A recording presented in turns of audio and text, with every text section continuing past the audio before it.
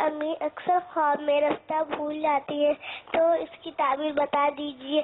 مدنی منی نے اپنے والدہ کا خواب بیان کیا کہ وہ خواب میں اکثر راستہ بھول جاتی ہیں۔ راستے کا بھولنا، یہ خواب کے اندر دیکھنا، یہ تعبیری اعتبار سے اچھا نہیں ہوتا اور شرعی حوالے سے کسی بڑی غلطی کا شکار ہونے کی یہ علامت ہوا کرتی ہے۔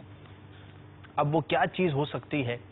ظاہر ہے کہ بہت وسیع ایک موضوع ہے، چونکہ براہ راست ہمارا کالر سے یا خواب بیان کرنے والے سے یوں رابطہ نہیں ہوتا، اور ویسے بھی اسلامی بہنوں سے تو رابطہ بالکل ہی نہیں ہوتا، لیکن ایک جنرل عرض کر رہا ہوں، اگر کوئی اسلامی بھائی بھی اس طرح کا خواب دیکھے تو اسپیسیفک بیان کرنا تو مشکل ہوتا ہے، لیکن جنرل جب میں عرض کرتا ہوں تو اس معاملے پر خواب دیکھنے والے کو غور کرنا چاہیے کہ وہ کہاں پر شرعی حوالے سے غلطی میں مبتلا ہے۔